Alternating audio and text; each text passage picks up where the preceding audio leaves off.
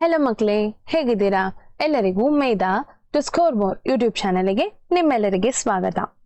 ಶಿವನೇ ಸತ್ಯ, ಶಿವನೇ ಮಿಥ್ಯ, ಶಿವನೇ ಬೆಳಕು, ಶಿವನೇ ಅಂಧಕಾರ, ಎಲ್ಲವೂ ಶಿವನೇ, ಶಿವನಿಂದಲೇ ಎಲ್ಲವೂ. ಮೇಧಾ ಯೂಟ್ಯೂಬ್ ಚಾನೆಲ್ನ ಕುಟುಂಬದ ಎಲ್ಲರಿಗೂ ಮಹಾಶಿವರಾತ್ರಿಯ ಶುಭಕಾಮನೆಗಳು. ಆ ಸದಾಶಿವನು ಎಲ್ಲರನ್ನೂ ಕರುಣಿಸಿ ಪರೀಕ್ಷೆಯಲ್ಲಿ ಉತ್ತಮ ಅಂಕಗಳನ್ನು ಪಡೆದುಕೊಳ್ಳುವಂತೆ ಹರಸಲಿ ಎಂದು ಪ್ರಾರ್ಥಿಸುತ್ತಾ ಇಂದಿನ ತರಗತಿಯನ್ನು ಶುರು ಮಾಡೋಣ ಬನ್ನಿ. ಹಾಗಾದ್ರೆ ಇವತ್ತಿನ ತರಗತಿಯಲ್ಲಿ ನಾವು ಏನ್ ಕಲಿತಾ ಇದ್ದೇವೆ? ಇವತ್ತಿನ ತರಗತಿಯಲ್ಲಿ ವಿಜ್ಞಾನದ ಅಧ್ಯಾಯ 2 ಆಮ್ಲಗಳು, ಪ್ರತ್ಯಾಮ್ಲಗಳು ಮತ್ತು ಲವಣಗಳು ಪಾಠದ ಪ್ರಶ್ನೋತ್ತರಗಳನ್ನ ಕಲಿತಾ ಇದ್ದೇವೆ. 2019ರಿಂದ ಇಂದಿನವರೆಗೆ ಇಂಪಾರ್ಟೆಂಟ್ ಆಗಿರುವ ಪ್ರಶ್ನೋತ್ತರಗಳನ್ನ ನಾವು ಇವತ್ತಿನ ತರಗತಿಯಲ್ಲಿ ಕಲಿತಾ ಇದ್ದೇವೆ. ಕೊನೆಯದಾಗಿ ನಿಮಗೆ ನಾನು PDF ಅನ್ನು ಕೂಡ ಅಪ್ಲೋಡ್ ಮಾಡ್ತೇನೆ, ಇದನ್ನು ಡೌನ್ಲೋಡ್ ಮಾಡಿಕೊಳ್ಳಬಹುದು. ಹಾಗಾದ್ರೆ ಶುರು ಮಾಡೋಣ ಬನ್ನಿ. ಮೊದಲಿಗೆ 2019ರಲ್ಲಿ ಕೇಳಿದಂತಹ ಪ್ರಶ್ನೆ, ಏಪ್ರಿಲ್ ನಲ್ಲಿ ಬಂದಂತಹ ಪರೀಕ್ಷೆ ಇದು.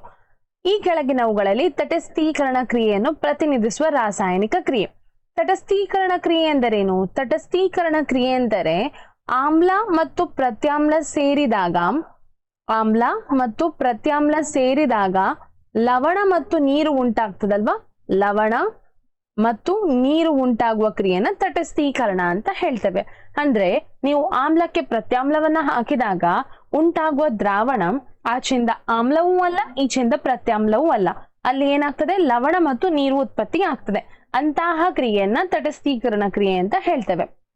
ಹಾಗಾದ್ರೆ ಇದ್ರ ಕೊಟ್ಟಿರುವಂತಹ ಕೆಲವು ಆಪ್ಷನ್ಸ್ ಗಳಲ್ಲಿ ಯಾವುದು ತಟಸ್ಥೀಕರಣ ಕ್ರಿಯೆಯನ್ನ ಪ್ರತಿನಿಧಿಸುತ್ತದೆ?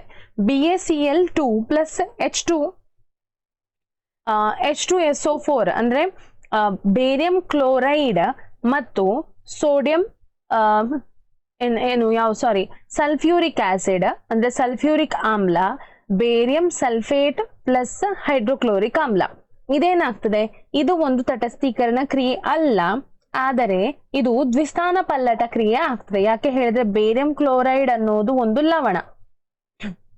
Okay, second one MnO2 manganese oxide dioxide plus HCl. ಇದು ಏನಲ್ಲ? ಪ್ರತ್ಯಾಮ್ಲ ಅಲ್ಲ. ಹಾಗಾಗಿ ಇದೇನಲ್ಲ? ಪ್ರತ್ಯಾಮ್ಲ ಅಲ್ಲ. ಹಾಗಾಗಿ ಇದು ಏನಾಗ್ತದೆ? ಇದು ಯಾವುದು ತಟಸ್ಥೀಕರಣ ಕ್ರಿಯೆಗೆ ಉದಾಹರಣೆ ಅಲ್ಲ. ಎರಡನೇದು ನೋಡಿ, NaOH ಪ್ಲಸ್ H2SO. NaOH ಅಂತ ಹೇಳಿದ್ರೆ ಸೋಡಿಯಂ ಹೈಡ್ರಾಕ್ಸೈಡ್. OH ಬಂದ ತಕ್ಷಣ ನಾವೇನ್ ಮಾಡ್ಬೇಕು? OH ಬಂದ ತಕ್ಷಣ ನಮ್ಗೆ ನೆನಪಾಗ್ಬೇಕು ಅದು ಹೈಡ್ರಾಕ್ಸೈಡ್. ಹೈಡ್ರಾಕ್ಸೈಡ್ ಅಂತ ಹೇಳಿದ್ರೆ ಅದು ಪ್ರತ್ಯಾಮ್ಲ. ಹೈಡ್ರಾಕ್ಸೈಡ್ ಅಂತ ಹೇಳಿದ್ರೆ ಅದೇನಾಗ್ತದೆ? ಪ್ರತ್ಯಾಮ್ಲ ಆಗ್ತದೆ. H2SO4 ಇದು ಕೂಡ ಏನಾಗ್ತದೆ? ಇದು ಆಮ್ಲ. H2 ಇದ್ದ ತಕ್ಷಣ ಅದೇನಾಗ್ತದೆ? ಆಮ್ಲ ಆಗ್ತದೆ. ಹಾಗಾಗಿ ಇಲ್ಲಿ ಉಂಟಾಗುವಂತಹದು ಸೋಡಿಯಂ ಸಲ್ಫೇಟ್ ಅನ್ನೋದು ಒಂದು ಲವಣ ಮತ್ತು H2O ನೀರು. ಸೊ ಇದು ಕರೆಕ್ಟ್ ಆಪ್ಷನ್ ಆಗ್ತದೆ, ಸಿ ಕರೆಕ್ಟ್ ಆಪ್ಷನ್ ಆಗ್ತದೆ.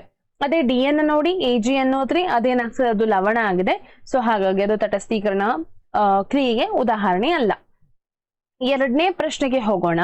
ತುರಿಕೆ ಗಿಡದ ಎಲೆಗಳ ಚುಚ್ಚುವ ಕೂದಲುಗಳಿರುವ ಆಮ್ಲ ಹೆಸರಿಸಿ. ತುರಿಕೆ ಗಿಡ ನೋಡಿರಬಹುದು, ಮಳೆಗಾಲದಲ್ಲಿ ಹೆಚ್ಚಾಗಿ ಆಗ್ತದೆ. ಈ ಕಡೆ ಅದಕ್ಕೆ ಪಚರಂಗಿ ಅಂತ ನಾವು ಹೇಳ್ತೇವೆ. ಸೊ ಅದರ ಎಲೆಯ ಕೆಳಗೆ ಸ್ವಲ್ಪ ಸಣ್ಣ ಸಣ್ಣ ಬಿಳಿಯ ಕೂದಲುಗಳಿವೆ. ಅದನ್ನ ಮುಟ್ಟಿದಾಗ ನಮಗೆ ತುರಿಸ್ತದಲ್ವಾ? ಅದು ಯಾವ ಕಾರಣಕ್ಕಾಗಿ ಅಂತ ಹೇಳಿ, ಯಾಕೆ ಅಂತ ಹೇಳಿದ್ರೆ ಆ ಕೂದಲುಗಳಲ್ಲಿ, ಅದರ ಎಲೆಯ ಕೆಳಗಿನ ಭಾಗದಲ್ಲಿ, ಹಿಂಭಾಗದಲ್ಲಿ ಬಿಳಿ ಬಿಳಿ ಕೂದಲುಗಳಿರ್ತದೆ. ಆ ಕೂದಲುಗಳಿಂದ ಒಂದು ಆಮ್ಲ ಸ್ರವಿಕೆ ಆಗ್ತದೆ. ಯಾವ ಆಮ್ಲ ಅದು?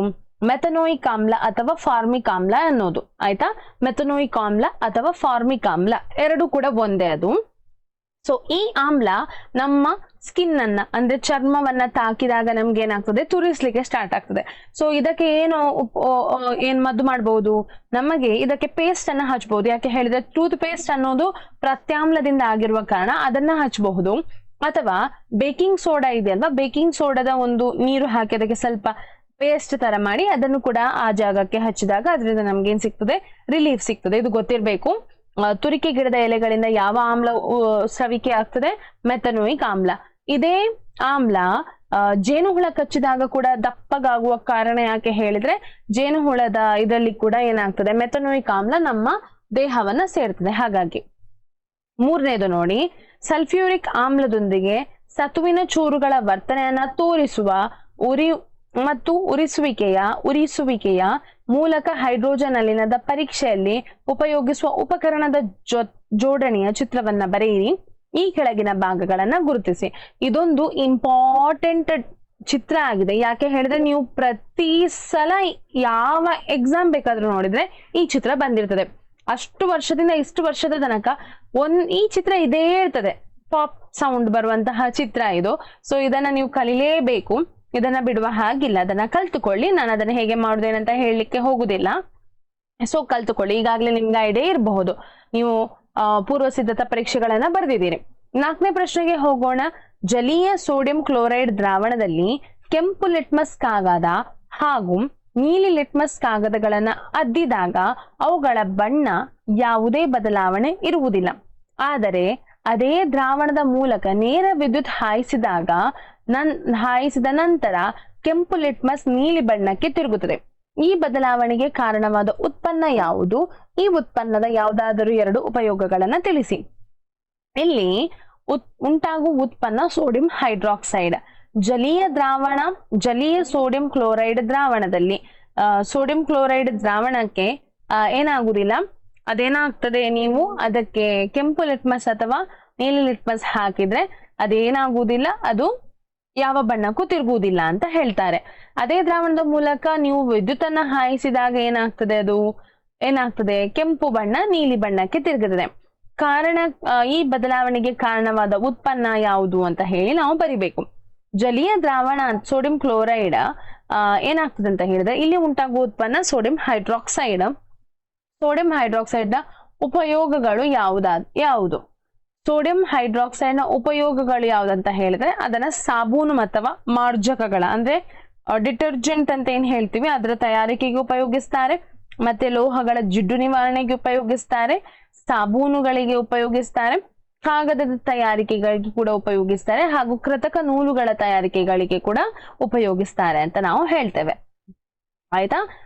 ಏನಾಗ್ತದೆ, ಇಷ್ಟೆಲ್ಲ ಕೆಲಸಕ್ಕೆ ನಾವು ಉಪಯೋಗಿಸ್ತಾರೆ. ಸೋಡಿಯಂ ಹೈಡ್ರಾಕ್ಸೈಡ್ ನಿಂದ ಸೋಡಿಯಂ ಕ್ಲೋರೈಡ್ ಅನ್ನೋದು ನಮ್ಗೆ ಸೋಡಿಯಂ ಹೈಡ್ರಾಕ್ಸೈಡ್ ಕ್ಲೋರೈಡ್ ನಿಂದ ಸೋಡಿಯಂ ಹೈಡ್ರಾಕ್ಸೈಡ್ ಸಿಗ್ತದೆ. ಸೊ ಇದು ಹಿಂಭಾಗದಲ್ಲಿ ಲವಣಗಳು ಎಲ್ಲಿ ಬರ್ತದೆ ನೋಡಿ, ಆ ಪಾರ್ಟ್ ಅಲ್ಲಿ ಇದು ಪ್ರಶ್ನೆ ಬರ್ತದೆ. ಆಯ್ತಾ? ಅದನ್ನ ಸ್ವಲ್ಪ ನೋಡಿಕೊಳ್ಳಿ. ಸೊ ಜಲೀಯ ಸೋಡಿಯಂ ಕ್ಲೋರೈಡ್ ನಿಂದ ಯಾಕೆ ಕರೆಂಟ್ ಹಾಯಿಸಿದಾಗ ಹೀಗಾಗ್ತದೆ ಅನ್ನೋದಂತ ಹೇಳಿದ್ರೆ ಸೋಡಿಯಂ ಹೈಡ್ರಾಕ್ಸೈಡ್ ಬಿಡುಗಡೆ ಆಗ್ತದೆ ಅಂತ ಹೇಳಿ. ಓಕೆ, ಜೂನ್ 2019 ಅಂದ್ರೆ ರಿಪೀಟರ್ಸ್ ಬರೆದಂತಹ ಪರೀಕ್ಷೆಯಲ್ಲಿ ಬಂದಂತಹ ಕೆಲವು ಪ್ರಶ್ನೆಗಳು. ಒಂದು ಆಮ್ಲವು ಲೋಹದ ಕಾರ್ಬೋನೇಟ್ನೊಂದಿಗೆ ವರ್ತಿಸಿದಾಗ ಬಿಡುಗಡೆಯಾಗುವ ಅನಿಲವನ್ನ ಹೆಸರಿಸಿ. ಈ ಅನಿಲವನ್ನ ಸುಣ್ಣದ ತಿಳಿನೀರಿನ ಮೂಲಕ ಹಾಯಿಸಿದಾಗ ಉಂಟಾಗುವ ರಾಸಾಯನಿಕ ಕ್ರಿಯೆ ಸಮೀಕರಣ ಬರೆಯಿರಿ. ಈ ಕ್ರಿಯೆಯಲ್ಲಿ ದೊರೆಯುವ ಪ್ರಕ್ಷೇಪದ ಬಣ್ಣ ಯಾವುದು? ನೋಡಿ, ಲೋಹವು ಕಾರ್ಬೋನೇಟುಗಳೊಂದಿಗೆ ವರ್ತಿಸುವಾಗ ಉಂಟಾಗುವ ಅನಿಲ ಕಾರ್ಬೋನೇಟ್ ಇರುವ ಕಾರಣ ಕಾರ್ಬನ್ ಡೈಆಕ್ಸೈಡ್ ಅಂದರೆ ಇಂಗಾಲದ ಡೈಆಕ್ಸೈಡ್. ಆಯ್ತಾ? ಕಾರ್ಬನ್ ಡೈಆಕ್ಸೈಡ್ ಅಂತ ಹೇಳಿದ್ರೇನು? ಇಂಗಾಲದ ಡೈಆಕ್ಸೈಡ್. ಇದನ್ನ ಸುಣ್ಣದ ತಿಳಿನೀರಿಗೆ ಹಾಯಿಸಿದಾಗ ಸುಣ್ಣದ ತಿಳಿನೀರಿನ ಬಣ್ಣ ಬಿಳಿ ಬಣ್ಣಕ್ಕೆ ತಿರುಗ್ತದೆ, ಮಿಲ್ಕಿ ಅಂತ ಹೇಳ್ತವೆ. ವಿಚ್ ಟರ್ನ್ಸ್ ಮಿಲ್ಕಿ ಅಂತ ಇಂಗ್ಲಿಷ್ ನಲ್ಲಿ ಹೇಳ್ತಾರೆ. ಅಂದ್ರೆ ಹಾಲಿನ ರೀತಿ ಬಣ್ಣ ಬದಲಾಗ್ತದೆ, ಹಾಲಿನ ಬಣ್ಣ ಆಗ್ತದೆ. ಹಾಲಿನ ಬಣ್ಣ ಯಾವುದು? ಹಾಲಿನ ಬಣ್ಣ ಬಿಳಿ. ಆಯ್ತಾ? ಹಾಲಿನ ಬಣ್ಣ ಯಾವುದು? ಹಾಲಿನ ಬಣ್ಣ ಬಿಳಿಯಾಗಿರುವ ಕಾರಣ ಪ್ರಾಕ್ಷೇಪದ ಬಣ್ಣ ಬಿಳಿಯಾಗಿರ್ತದೆ. ಇದನ್ನ ನಾವು ಹೇಗೆ ಬರಿಬಹುದು ರಾಸಾಯನಿಕ ಸಮೀಕರಣದ ಮೂಲಕ? CaOH2 ಅಂತ ಹೇಳಿದ್ರೆ ಯಾವುದು? CaOH2 ಅಂತ ಹೇಳಿದ್ರೆ ಲೋಹ. ಆಯ್ತಾ? ಲೋಹದ ಹೈಡ್ರಾಕ್ಸೈಡ್ ಕಾರ್ಬನ್ ಡೈಆಕ್ಸೈಡ್ ನೊಂದಿಗೆ ವರ್ತಿಸಿದಾಗ ಕ್ಯಾಲ್ಸಿಯಂ ಕಾರ್ಬೋನೇಟ್ ಉಂಟಾಗ್ತದೆ. ಇದು ಅಲ್ಲ. ಯಾಕೆ ಹೇಳಿದ್ರೆ ಲೋಹ, ಯಾವುದೇ ಒಂದು ಲೋಹ ಅಂತ ಹೇಳಿದ್ರೆ Na ಆಗ್ತದೆ. Na ಪ್ಲಸ್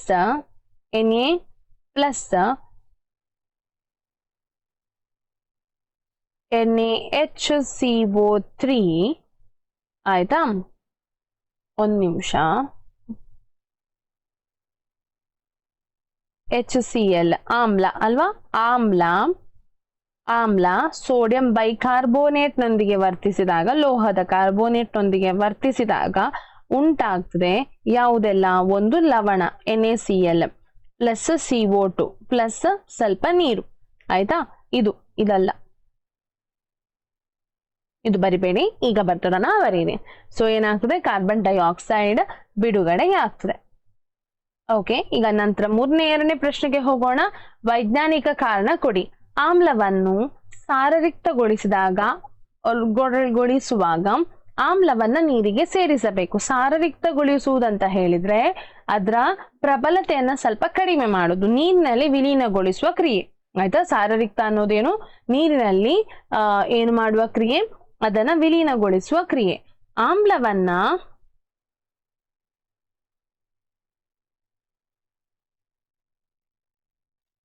ಆಮ್ಲವನ್ನ ನೀರಿನಲ್ಲಿ ವಿಲೀನಗೊಳಿಸುವ ಪ್ರಕ್ರಿಯೆಯು ಅತಿ ಬಹಿರುಷ್ಣಕ, ಅಂದ್ರೆ ಏನಾಗ್ತದೆ?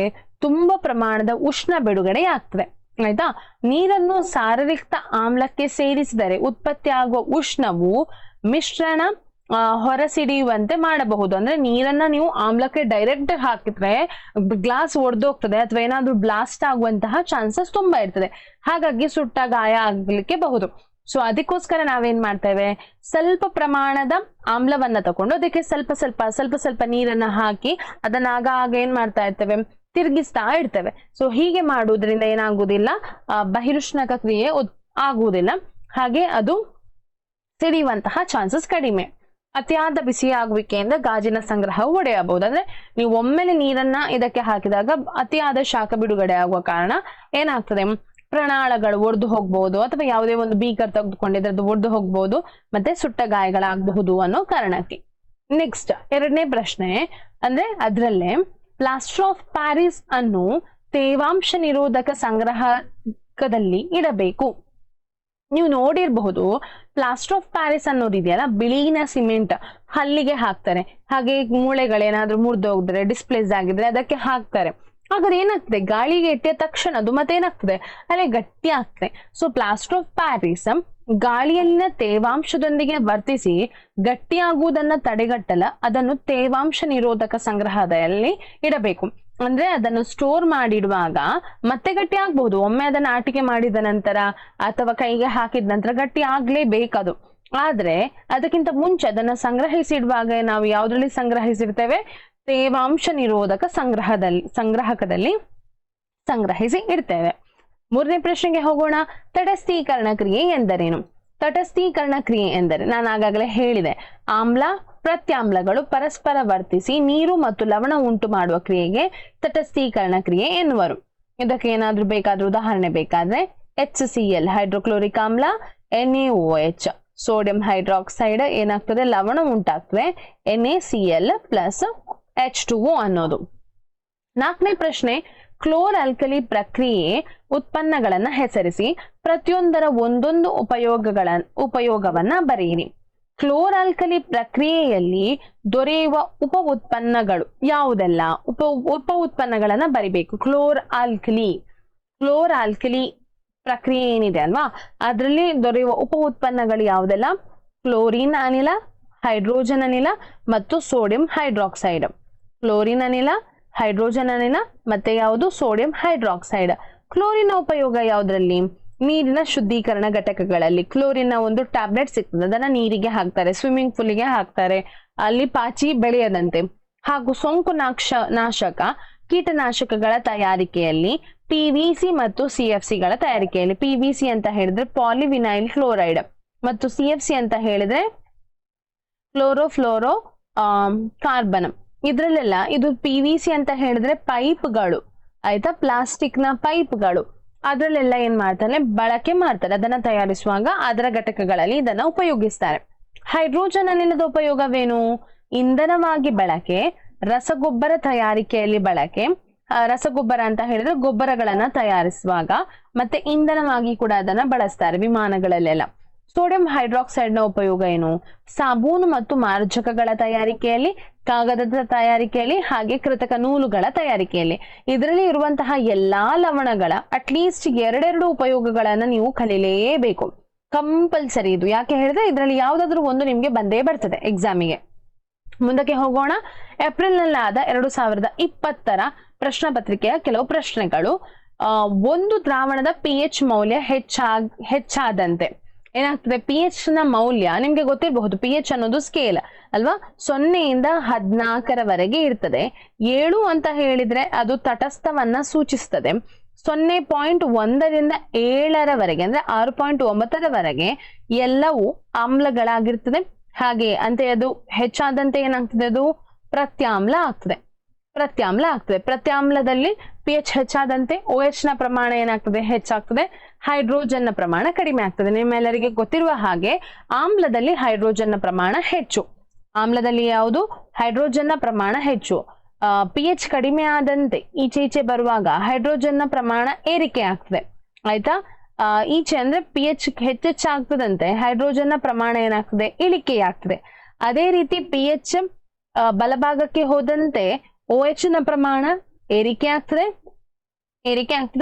ಈಚೆ 7ರ ಹತ್ರ ಬಂದಂತೆ ಏನಾಗ್ತದೆ? OH ನ ಪ್ರಮಾಣ ಇಳಿಕೆ ಆಗ್ತದೆ. ಓಕೆ, ಒಂದು ದ್ರಾವಣದ pH ಮೌಲ್ಯ ಹೆಚ್ಚಾದಂತೆ ಪ್ರತ್ಯಾಮ್ಲೀಯ ಲಕ್ಷಣ ಕಡಿಮೆ ಆಗ್ತದೆ, OH ಅಯಾನುಗಳ ಸಂಖ್ಯೆ ಹೆಚ್ಚಾಗ್ತದೆ. ಅಲ್ಲ, ಪ್ರತ್ಯಾಮ್ಲೀಯ ಲಕ್ಷಣ ಹೆಚ್ಚಾಗ್ತದೆ ಅಂತ ಆಗ್ಬೇಕಿತ್ತಲ್ವಾ? ಆಮ್ಲೀಯ ಲಕ್ಷಣ ಹೆಚ್ಚಾಗುತ್ತದೆ ಮತ್ತು H+ ಅಯಾನುಗಳ ಸಂಖ್ಯೆ ಕಡಿಮೆ ಆಗುತ್ತೆ. H+ ಅಯಾನುಗಳ ಸಂಖ್ಯೆ ಕಡಿಮೆ ಆಗುತ್ತದೆ, ಹೌದು. ಆದ್ರೆ ಆಮ್ಲೀಯ ಲಕ್ಷಣ ಏನಾಗ್ತದೆ? ಅದು ಕೂಡ ಕಡಿಮೆ ಆಗ್ತಾ ಹೋಗ್ತದೆ. ಪ್ರತ್ಯಾಮ್ಲೀಯ ಲಕ್ಷಣ ಹೆಚ್ಚಾಗ್ತದೆ ಮತ್ತು OH ಅಯಾನುಗಳ ಸಂಖ್ಯೆ ಹೆಚ್ಚುತ್ತದೆ. ಇದು ಕರೆಕ್ಟ್ ಅಲ್ಲ? Option C correct. ಹಾಗೆಯೇ ಡಿ ನೋಡಿಕೊಳ್ಳಿ. ಆಮ್ಲೀಯ ಲಕ್ಷಣ ಕಡಿಮೆ ಆಗುತ್ತದೆ ಮತ್ತು H ಅಯಾನುಗಳ ಸಂಖ್ಯೆ ಹೆಚ್ಚುತ್ತದೆ. ಅಲ್ಲ, H ಅಯಾನುಗಳ ಸಂಖ್ಯೆ ಕಡಿಮೆ ಆಗ್ತದೆ ಅಂತ ಹೇಳಿದ್ರೆ ಅದು ಓಕೆ ಅಲ್ವಾ? ಹಾಗಾದ್ರೆ ಆಪ್ಷನ್ ಕರೆಕ್ಟ್ ಯಾವುದು? ಕರೆಕ್ಟ್ ಆಪ್ಷನ್ ಯಾವುದು? ಸಿ. ನೆಕ್ಸ್ಟ್ ಇದು ನೋಡಿ, ಇದು ನಾನು ಯಾವಾಗ್ಲೂ ಹೇಳ್ತಾ ಇದ್ದೆ. ಈ ಪಾಠ ಎಕ್ಸ್ಪ್ಲೇನ್ ಮಾಡುವಾಗ ಮಕ್ಕಳಿಗೆ ಇದೊಂದು ಪ್ರಶ್ನೆ ನಾನು ಯಾವಾಗ್ಲೂ ಹೇಳ್ತೇನೆ, ಕೇಳಿ. ಒಂದು ಜಮೀನಿಗೆ ಕೃಷಿ ತಜ್ಞರು ನಿರ್ದಿಷ್ಟ ಪ್ರಮಾಣದ ಸುಣ್ಣವನ್ನ ಸೇರಿಸಲು ಸಹಾಯ ನೀಡಿದ್ದಾರೆ. ಇದಕ್ಕೆ ಕಾರಣವೇನಿರಬಹುದು? ವಿವರಿಸಿ. ಒಂದು ನಿರ್ದಿಷ್ಟ ಪ್ರಮಾಣದ ಸುಣ್ಣ ಅಂತ ಹೇಳಿದ್ರೆ, ಸುಣ್ಣ ಅದೇನಾಗ್ತದೆ? ಪ್ರತ್ಯಾಮ್ಲೀಯ ಗುಣವನ್ನ ಹೊಂದಿದೆ. ಆಯ್ತಾ? ಪ್ರತ್ಯಾಮ್ಲೀಯ ಗುಣವನ್ನ ಹೊಂದಿದೆ. ಕೃಷಿ ತಜ್ಞರು ಜಮೀನಿಗೆ ಸುಣ್ಣ ಹಾಕ್ಬೇಕು ಅಂತ ಹೇಳ್ತಿದ್ದಾರೆ ಅನ್ನೋದಾದ್ರೆ ಆ ಮಣ್ಣು ಏನಾಗಿರಬಹುದು? ಆಮ್ಲೀಯವಾಗಿರಬಹುದು ಅಲ್ವಾ? ಮತ್ತೊಂದು ಯಾಕೆ ಕಾರಣ ನಾವು ವಿವರಿಸಬೇಕು. ಒಂದು, ಸಸ್ಯಗಳ ಆರೋಗ್ಯಕರ ಬೆಳವಣಿಗೆಗೆ ನಿರ್ದಿಷ್ಟ ವ್ಯಾಪ್ತಿಯ pH ಅಗತ್ಯವಿದೆ. ಒಂದು ಇಷ್ಟು ಪ್ರಮಾಣದ pH ಅಂತ ಹೇಳಿ ಬೇಕಾಗಿರ್ತದೆ. ಸೊ ಅದಕ್ಕೂ ಇರಬಹುದು. ಮತ್ತೊಂದು, ಅವನ ಜಮೀನಿನ ಮಣ್ಣು ಆಮ್ಲೀಯವಾಗಿದೆ.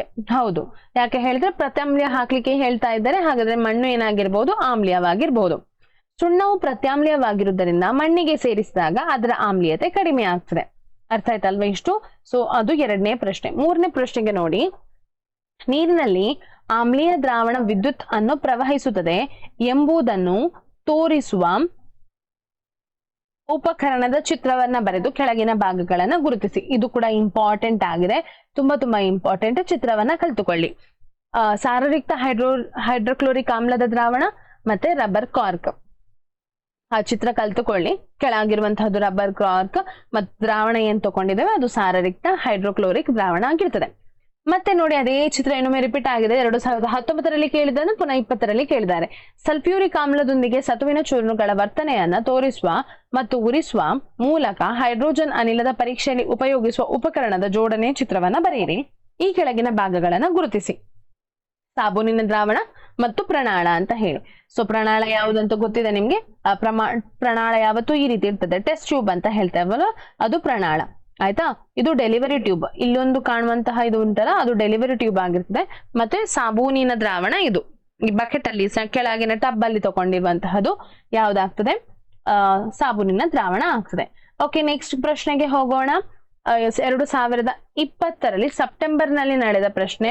ಪುನಃ ನೋಡಿ, ಕ್ವೆಶ್ಚನ್ ಇನ್ನೊಮ್ಮೆ ರಿಪೀಟ್ ಆಗಿದೆ. 2020ರಲ್ಲಿ ಕೇಳಿದು ಏಪ್ರಿಲ್ ನಲ್ಲಿ ಕೇಳಿದ ಪ್ರಶ್ನೆಯನ್ನ ಇನ್ನೊಮ್ಮೆ ಸೆಪ್ಟೆಂಬರ್ ನಲ್ಲಿ ಅದೇ 2 ಪ್ರಶ್ನೆಗಳನ್ನ ಇನ್ನೊಮ್ಮೆ ರಿಪೀಟ್ ಮಾಡಿದ್ದಾರೆ. ಸೊ ಹಾಗಾಗಿ ನಿಮ್ಗೆ ಈಗ ಐಡಿಯಾ ಇರ್ತದೆ ಯಾವ ಪ್ರಶ್ನೆ ರಿಪೀಟ್ ಆಗ್ತಾ ಉಂಟು ಅಂತ ಹೇಳಿ ಅಲ್ವಾ? ಮುಂದಕ್ಕೆ ಹೋಗೋಣ. 3ನೇ ಪ್ರಶ್ನೆ, ಪ್ರಬಲ ಆಮ್ಲ ಎಂದರೇನು? ಹಲ್ಲಿನ ಸವೆತ ಹೇಗೆ ಉಂಟಾಗುತ್ತದೆ ವಿವರಿಸಿ. ಇದನ್ನ ಹೇಗೆ ತಡೆಗಟ್ಟಬಹುದು? ಪ್ರಬಲ ಆಮ್ಲ ಅಂತ ಹೇಳಿದ್ರೆ ಆಮ್ಲಗಳಲ್ಲಿ ಕೂಡ ಏನಾಗಿರ್ತದೆ? ಸ್ವಲ್ಪ ದುರ್ಬಲ ಆಮ್ಲ ಮತ್ತು ಪ್ರಬಲ ಆಮ್ಲಗಳಂತ ಹೇಳಿ ಇದೆ, 2 ರೀತಿ ಇದೆ. ಪ್ರಬಲತೆಯನ್ನ. ಅಂದ್ರೆ ಪ್ರಬಲ ಆಮ್ಲದಲ್ಲಿ ಹೆಚ್ಚು H+ ಅಯಾನುಗಳಿರ್ತದೆ, ದುರ್ಬಲ ಆಮ್ಲದಲ್ಲಿ ಕಡಿಮೆ H+ ಅಯಾನ್ ಇರ್ತದೆ. ಇದನ್ನು ನೆನಪಿಟ್ಕೊಳ್ಳಿ. ಪ್ರಬಲ ಆಮ್ಲದಲ್ಲಿ H+ ಅಯಾನುಗಳ ಸಂಖ್ಯೆ ಹೆಚ್ಚು, ಆಯ್ತಾ. ದುರ್ಬಲ ಆಮ್ಲದಲ್ಲಿ H+ ಅಯಾನುಗಳ ಸಂಖ್ಯೆ ಕಡಿಮೆ, ಆಯ್ತಾ. ಪ್ರಬಲ ಆಮ್ಲಗಳು ನಮ್ಮ ಕೈಗೆ ಬಿದ್ದಾಗ ಸುಟ್ಟುಕೊಳ್ಳುವಂತಹ ಚಾನ್ಸಸ್ ಜಾಸ್ತಿ ಇರ್ತದೆ. ದುರ್ಬಲ ಆಮ್ಲಗಳು ಏನಾಗುದಿಲ್ಲ, ಸ್ವಲ್ಪ ಮಟ್ಟಿಗಾದ್ರೂ ಏನಾಗುದಿಲ್ಲ, ಉರಿಬಹುದು, ಆದ್ರೆ ಅಷ್ಟು ಏನು ಸುಟ್ಟುಕೊಳ್ಳುವುದಿಲ್ಲ, ನಮ್ಮ ಸ್ಕಿನ್ ಏನಾಗುದಿಲ್ಲ, ಸುಟ್ಟುಕೊಳ್ಳುವುದಿಲ್ಲ. ಓಕೆ, ಪ್ರಬಲ ಆಮ್ಲ ಅಂದ್ರೇನು? ನೀರಿನಲ್ಲಿ ಸಂಪೂರ್ಣವಾಗಿ ವಿಯೋಜನೆಗೊಳ್ಳುವ ಆಮ್ಲವನ್ನ ಪ್ರಬಲ ಆಮ್ಲ ಎನ್ನುವರು, ಅಥವಾ ಹೆಚ್ಚು H+ ಅಯಾನುಗಳನ್ನು ಉಂಟು ಮಾಡುವ ಆಮ್ಲವನ್ನ ಪ್ರಬಲ ಆಮ್ಲ ಎನ್ನುವರು. ವಿಯೋಜನೆಗೊಳ್ಳುವುದಂತ ಹೇಳಿದ್ರೆ ನೀರಿಗೆ ನೀವು ಈ ಆಮ್ಲವನ್ನ ಹಾಕಿದಾಗ ಏನಾಗ್ತದೆ, ಹೆಚ್ಚು H+ ಅಯಾನುಗಳು ಉತ್ಪತ್ತಿ ಆಗ್ತದೆ. ಈ ಕ್ರಿಯೆ ಅಂತಹ ಒಂದು ಆಮ್ಲವನ್ನ ಪ್ರಬಲ ಆಮ್ಲ ಅಂತ ಹೇಳ್ತಾರೆ. ಆಹಾರ ಸೇವನೆಯ ನಂತರ, ಓಕೆ, ಅದು ಗೊತ್ತಾಯ್ತಲ್ಲ, ಪ್ರಬಲ ಆಮ್ಲ ಅಂದ್ರೆ ಏನಂತ ಗೊತ್ತಾಯ್ತು ಅಲ್ವಾ. ಈಗ ಹಲ್ಲಿನ ಸವೆತ ಹೇಗೆ ಉಂಟಾಗ್ತದೆ ಜಸ್ಟ್ ಒಮ್ಮೆ ಎಕ್ಸ್ಪ್ಲೇನ್ ಮಾಡ್ತೇನೆ ನೋಡಿ. ನಾವು ತಿಂದ ನಂತರ ನಮ್ಮ ಬಾಯಿಯಲ್ಲಿ ಲಕ್ಷಾನುಗಟ್ಟಲೆ ಬ್ಯಾಕ್ಟೀರಿಯಾಗಳಿವೆ, ಆಯ್ತಾ. Good bacterias, they all are the good bacterias, ಅಂದ್ರೆ ಒಳ್ಳೆಯ ಬ್ಯಾಕ್ಟೀರಿಯಾಗಳಿವೆ. ಈ ಬ್ಯಾಕ್ಟೀರಿಯಾ ಏನ್ ಮಾಡ್ತದೆ ಅಂತ ಹೇಳಿದ್ರೆ, ನಾವು ತಿಂದಂತ ಆಹಾರಗಳು ಕೆಲವು ಅದರಲ್ಲಿ ಕೆಟ್ಟ ಬ್ಯಾಕ್ಟೀರಿಯಾಗಳು ಇದೆ. ಏನಾಗ್ತದೆ ಅಂತ ಹೇಳಿದ್ರೆ, ನಾವು ತಿಂದಂತ ಆಹಾರ ಹಲ್ಲಿನ ನಡುವೆ ಎಲ್ಲ ಸಿಕ್ಕಿಕೊಂಡಿರ್ತದಲ್ವಾ, ಸಿಕ್ಕಿಕೊಂಡಿದ್ದ ಆಹಾರವನ್ನ ಏನ್ ಮಾಡ್ತದೆ, ಈ ಬ್ಯಾಕ್ಟೀರಿಯಾಗಳು ಹೋಗಿ ಅಲ್ಲಿ ತಿಂದು ಅದನ್ನ ವಿಘಟಿಸ್ಲಿಕ್ಕೆ ಶುರು ಮಾಡ್ತದೆ. ವಿಘಟಿಸುವುದಂತ ಹೇಳಿದ್ರೆ ಡಿಕಂಪೋಸಿಷನ್ ಆಗ್ಲಿಕ್ಕೆ ಸ್ಟಾರ್ಟ್ ಆಗ್ತದೆ. ಆಗ ಏನಾಗ್ತದೆ, ಈ ಬ್ಯಾಕ್ಟೀರಿಯಾಗಳು ಉಸಿರಾಟ ಕ್ರಿಯೆ ನಡೆಸುವಾಗ ಆಮ್ಲವನ್ನ ಬಿಡುಗಡೆ ಮಾಡ್ತದೆ. ಈ ಆಮ್ಲಗಳು ನಮ್ಮ ಹಲ್ಲನ್ನ ಏನ್ ಮಾಡ್ತದೆ, ಸವೆಸ್ತದೆ. ಅಂದ್ರೆ ಆಮ್ಲ ಬಿದ್ದಾಗ ಹೇಗೆ ಒಂದು ಲೋಹವೇ ಸವೆಯುತ್ತದೆಯೋ ಹಾಗೆ ನಮ್ಮ ಹಲ್ಲು ಕೂಡ ಏನಾಗ್ತದೆ, ಸವಿತದೆ. ಸೊ ಅದಕ್ಕೋಸ್ಕರ ನಾವೇನ್ ಮಾಡ್ಬೇಕಂತ ಹೇಳಿದ್ರೆ, ಆದಷ್ಟು ಏನಾದ್ರೂ ಆಹಾರ ಸೇವಿಸಿದ ನಂತರ ಬಾಯನ್ನು ಸರಿಯಾಗಿ ಮುಕ್ಕಳಿಸಬೇಕು, ಅಥವಾ ದಿನಕ್ಕೆ 2 ಬಾರಿ ಕಂಪಲ್ಸರಿ ನಾವು ಬ್ರಷ್ ಮಾಡಲೇಬೇಕು. ಬ್ರಷ್ ಮಾಡಿದ ನಂತರ, ರಾತ್ರಿ ಬ್ರಷ್ ಮಾಡಿದ ನಂತರ ಏನನ್ನು ಕೂಡ ತಿನ್ಬಾರ್ದು. ಓಕೆ, ಆನ್ಸರ್ ನೋಡೋಣ. ಆಹಾರ ಸೇವನೆಯ ನಂತರ ಬಾಯಲ್ಲಿ ಉಳಿಯುವ ಆಹಾರ ಅಂತ ಹೇಳಿದ್ರೆ ಅದು ಸಕ್ಕರೆಯನ್ನು ವಿಘಟಿಸಿ ಬ್ಯಾಕ್ಟೀರಿಯಾಗಳು ಆಮ್ಲವನ್ನ ಉಂಟು ಮಾಡುತ್ತದೆ. ಇದರಿಂದ ಬಾಯಿಯ pH ಕಡಿಮೆಯಾಗುತ್ತದೆ. ಇದು ಹಲ್ಲಿನ ಸವೆತಕ್ಕೆ ಕಾರಣವಾಗಿದೆ. ಸೌಮ್ಯ ಸ್ವಭಾವದ ಪ್ರತ್ಯಾಮ್ಲೀಯ ಗುಣವುಳ್ಳ ಟೂತ್ ಪೇಸ್ಟ್ ಬಳಸುವುದರಿಂದ ಇದನ್ನ ತಡೆಗಟ್ಟಬಹುದು. ಕೆಲವು ಏನಾಗ್ತದೆ ಅಂತ ಹೇಳಿದ್ರೆ, ಸ್ಟ್ರಾಂಗ್ ಬೇಸ್ ಇರುವ ಟೂತ್ ಪೇಸ್ಟ್ಗಳು ಇದೆ, ಅದು ಹಲ್ಲನ್ನ ಏನ್ ಮಾಡ್ತದೆ, ಹಾಳು ಮಾಡ್ತದೆ. ನಮ್ಮ ನಿಜ್ಜಿ ಅಂತ ಏನ್ ಹೇಳ್ತೇವಲ್ವಾ, ಹಲ್ಲಿನ ಕೆಳಗಿರುವಂತಹದ್ದು ಪಿಂಕ್ ಕಲರ್ ಏನಿದೆ ಅಲ್ವಾ, ಗಮ್ಸ್ ಅಂತ ಇಂಗ್ಲಿಷ್ ನಲ್ಲಿ ಹೇಳ್ತೇವೆ, ಅದನ್ನು ಕೂಡ ಏನ್ ಮಾಡ್ತದೆ, ಅದು ಸವಿಸ್ತದೆ. ಸೊ ತುಂಬಾ ಸ್ಟ್ರಾಂಗ್ ಆಗಿರುವಂತಹ ಪ್ರತ್ಯಾಮ್ಲ ಗುಣ ಉಳ್ಳ ಟೂತ್ ಪೇಸ್ಟ್ ಅನ್ನು ಕೂಡ ನಾವೇನ್ ಮಾಡಬಾರ್ದು, ಬಳಸಬಾರ್ದು. ಮೈಲ್ಡ್ ಆಗಿರುವಂತಹದನ್ನ ಬಳಸಬೇಕು. ಓಕೆ, ನೆಕ್ಸ್ಟ್ ಪ್ರಶ್ನೆಗೆ ಹೋಗೋಣ. 4ನೇ ಪ್ರಶ್ನೆ, ಕೆಳಗಿನ ಸಂಯುಕ್ತಗಳ ಅಣುಸೂತ್ರ ಬರೆದು ಪ್ರತಿಯೊಂದರ 2 ಉಪಯೋಗಗಳನ್ನ ತಿಳಿಸಿ. ಬ್ಲೀಚಿಂಗ್ ಪುಡಿಯ ಅಣುಸೂತ್ರ ಯಾವುದು? CaOCl2, ಆಯ್ತಾ. ಕ್ಯಾಲ್ಸಿಯಂ ಆಕ್ಸಿಕ್ಲೋರೈಡ್ ಅಂತ ಹೇಳ್ತಾರೆ. ಇದನ್ನ ಏನಂತ ಹೇಳ್ತಾರೆ? ಕ್ಯಾಲ್ಸಿಯಂ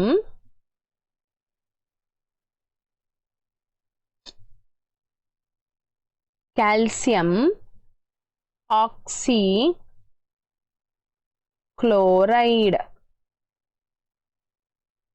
ಇದನ್ನ ಯಾವುದರಲ್ಲಿ ಉಪಯೋಗಿಸ್ತಾರೆ? ಬಟ್ಟೆ ಕಾರ್ಖಾನೆಗಳಲ್ಲಿ, ಅಥವಾ ಹತ್ತಿ ನಾರಿಗೆ ಬಿಳುಪು ನೀಡಲು, ಕಾಗದ ಕಾರ್ಖಾನೆಯಲ್ಲಿ ಮರದ ತಿರುಳಿಗೆ ಬಿಳುಪು ನೀಡಲು, ಮತ್ತು ಲಾಂಡ್ರಿಯಲ್ಲಿ ತೊಳೆಯುವ ಬಟ್ಟೆಗೆ ಬಿಳುಪು ನೀಡಲು, ಅಂದ್ರೆ ಬ್ಲೀಚಿಂಗ್ ಪೌಡರ್ ಅನ್ನ ಬಿಳಿ ಮಾಡುವ ಕ್ರಿಯೆಗಳಲ್ಲೆಲ್ಲ ಉಪಯೋಗಿಸ್ತಾರೆ. ಯಾವ್ದ್ರಲ್ಲೆಲ್ಲ? ಕಾಗದದ ಕಾರ್ಖಾನೆ, ಹತ್ತಿ ಬಟ್ಟೆಯನ್ನ ತಯಾರಿಸುವಲ್ಲಿ, ಹಾಗೆ ನಾರಿನಿಂದ ಯಾವ್ದಾದ್ರು ಏನಾದ್ರು ತಯಾರಿಸಿದ್ರೆ ಅದನ್ನ ಬಿಳುಪು ಮಾಡಲು, ಹಾಗೆ ಲಾಂಡ್ರಿಯಲ್ಲಿ ಏನಾದ್ರು ಕಲೆ ಆಗಿದ್ರೆ ಡ್ರೆಸ್ಸಿಗೆಲ್ಲ ಅದನ್ನ ತೆಗಿಲಿಕ್ಕೆ ಬ್ಲೀಚಿಂಗ್ ಪೌಡರ್ ಅನ್ನು ಉಪಯೋಗಿಸ್ತಾರೆ. ಮತ್ತೆ ಅದನ್ನ ಬಿಟ್ಟು ಯಾವ್ದ್ರಲ್ಲಿ ಉಪಯೋಗಿಸ್ತಾರೆ? ಅನೇಕ ಕಾರ್ಖಾನೆಗಳಲ್ಲಿ ಉತ್ಕರ್ಷಣಕಾರಿಯಾಗಿ ಏನ್ ಮಾಡ್ತಾರೆ? ಉಪಯೋಗಿಸ್ತಾರೆ. ಉತ್ಕರ್ಷಣಕಾರಿ ಅಂತ ಹೇಳಿದ್ರೆ ಆಕ್ಸಿಜನ್ ಅನ್ನ ಹಾಕುವಂತದ್ದು. ಅದು ಏನ್ ಮಾಡ್ತದೆ? ಇನ್ನೊಂದನ್ನ ಉತ್ಕರ್ಷಿಸ್ತದೆ. ಮತ್ತೆ ಕುಡಿಯುವ ನೀರನ್ನ ಕ್ರಿಮಿ ಮುಕ್ತಗೊಳಿಸಲು ಸೋಂಕು ನಾಶಕವಾಗಿ ಕೂಡ ಏನ್ ಮಾಡ್ತಾರೆ? ಬ್ಲೀಚಿಂಗ್ ಪೌಡರ್ ಅನ್ನ ಹಾಕ್ತಾರೆ. ಕೆಲವೊಮ್ಮೆ ಬ್ಲೀಚಿಂಗ್ ಪೌಡರ್ ಅನ್ನ ಬಾವಿಗೆಲ್ಲ ಹಾಕ್ತಾರೆ. ಏನಾದ್ರು ಪ್ರಾಣಿ ಸತ್ತು ಬಿದ್ದಿದ್ರೆ ಅದು ಕೊಳೆತು ಹೋಗ್ತದಲ್ಲ, ಕೊಳೆತು ಹೋಗದಂತೆ ಏನ್ ಮಾಡ್ತಾರೆ? ನೀರು ಹಾಳಾಗದಂತೆ ಬ್ಲೀಚಿಂಗ್ ಪೌಡರ್ ಅನ್ನ ಹಾಕ್ತಾರೆ. ಏನಾಗುದಿಲ್ಲ, ತುಂಬಾ ಹಾಕ್ಬಾರ್ದು, ಅಷ್ಟೇ ಸ್ವಲ್ಪ ಪ್ರಮಾಣದಲ್ಲಿ ಹಾಕಿದ್ರೆ ಏನಾಗುದಿಲ್ಲ. ಮತ್ತೆ ನೆಕ್ಸ್ಟ್ ಕೇಳಿರುವಂತಹದ್ದು plaster of Paris. Plaster of Paris ನ ಅಣುಸೂತ್ರ CaSO4 ಡಾಟ್ ½ ಅಂದ್ರೆ ಅರ್ಧ H2O. ಮುರಿದ ಮೂಳೆಗೆ ಸರಿಯಾದ ಸ್ಥಳದಲ್ಲಿ ಆಧಾರವಾಗಿ ಲೇಪನ ಮಾಡಲು, ಆಟಿಕೆಗಳ ತಯಾರಿಕೆಯಲ್ಲಿ, ಮತ್ತೆ ನಮ್ಮ ಮೇಲೆ ರೂಫ್ ಅನ್ನಂತ ಹೇಳಿದ್ರೆ ಚಂದದ ಒಂದು ಫ್ಲೋರಿಂಗ್ ಮಾಡ್ಲಿಕ್ಕೆಲ್ಲ ಇದನ್ನ ಉಪಯೋಗಿಸ್ತಾರೆ. ನಂತರದ ಪ್ರಶ್ನೆಗೆ ಹೋಗೋಣ. 2021ರ ಪ್ರಶ್ನೆ. ಇಲ್ಲಿ ಇದು ಕೊರೋನಾ ಬ್ಯಾಚ್ ನ ಪ್ರಶ್ನೆ ಆಯ್ತಾ. ಕೊರೋನಾ ಬ್ಯಾಚ್ 2021 ಅಂತ ಹೇಳಿದ್ರೆ ಕೊರೋನಾ ಬ್ಯಾಚ್. ಆ ವರ್ಷ ಏನಾಗಿತ್ತು, ಎಲ್ಲರಿಗೆ MCQ ಮಾದರಿಯ ಪ್ರಶ್ನೆ ಆಗಿತ್ತು. ಎಲ್ಲರಿಗೂ ಸ್ಕೂಲ್ ಅರ್ಧ ಅಲ್ವಾ ಇದ್ದದು. ಸೊ ಹಾಗಾಗಿ ಏನಾಗಿತ್ತು, MCQ ಮಾದರಿಯ ಪ್ರಶ್ನೋತ್ತರಗಳು ಬಂದಿತ್ತು. ಅದಲ್ಲಿ ಕೇಳಿದಂತಹ ಪ್ರಶ್ನೋತ್ತರಗಳು ನೋಡಿ, 4 ಪ್ರಶ್ನೆಗಳನ್ನ ಬಂದಿದೆ. 4 ಪ್ರಶ್ನೆಗಳನ್ನ ಕೇಳಿದ್ದಾರೆ.